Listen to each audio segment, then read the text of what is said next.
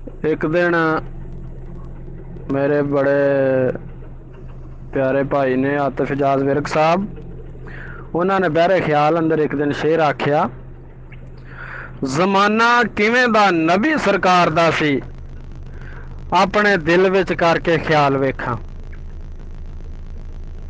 किवें दिसदे सी लब रुखसार सोहणे, किवें जुल्फ वलैल दे वाल वेखां।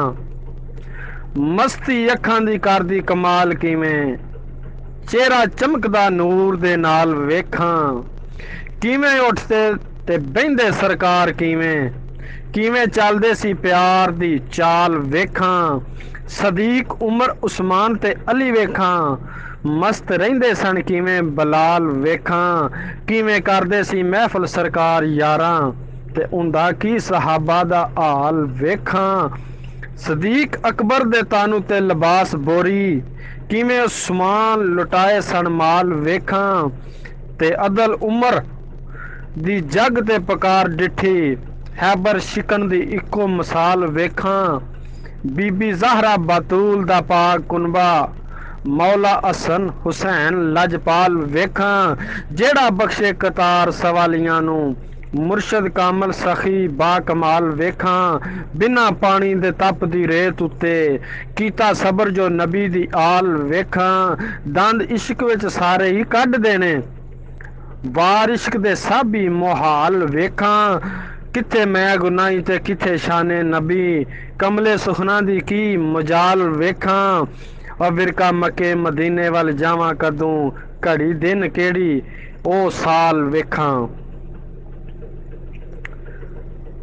तमीर नैतली होरां दी उन्हां किताब जद छपवाई ते साईं गुलजार लाले मूसे वाले मरहूम उन्होंने एक शेर लिखिया,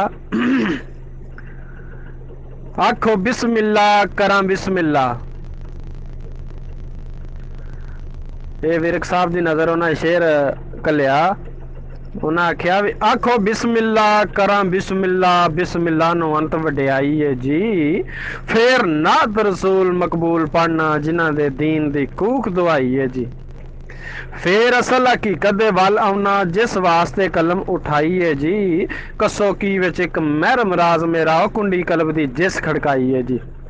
मेहरबान इंसान ने घल कासद, सानू मजमूआ कलाम पहुंचाई है जी। अहले ज़ौक ते शेर शऊर दा है, अहले ज़ौक ते शौक दा एक राही, किताब बाबे दी ओस छपवाई है जी।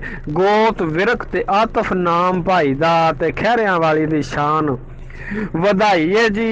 भला करिए ते हुंदा अखीर, भला आउंदी दुधां ते अखीर मलाई है जी। भला करिए ते हुंदा अखीर, भला आउंदी दुधां ते खीर मलाई है जी। खैर हर सवाली नू पाण औखा, कदों सौखड़ी करन गुदाई है जी।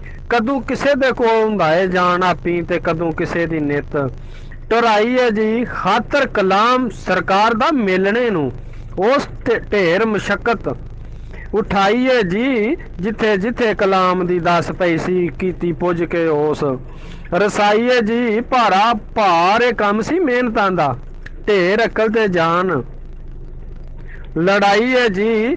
औखी सौखी सब झली सु सिर अपने, अपनी जान के पीड़ पराई है जी। कसूरमंद दी किताब छपवा के ते इज्जत विच दरगाह दे पाई है जी। तुखम अलाल कोई नेक कमाल बंदा, नेक दुध जाया भली कोई माई है जी। करम खास खुदा दा होवी शाला, हो जिसदी सब ते नजर सवाई है जी। कसूरमंद खुश रवे गुलजार, गुलजार ओदा हो जिस हुसन दी शमा जलाई है जी।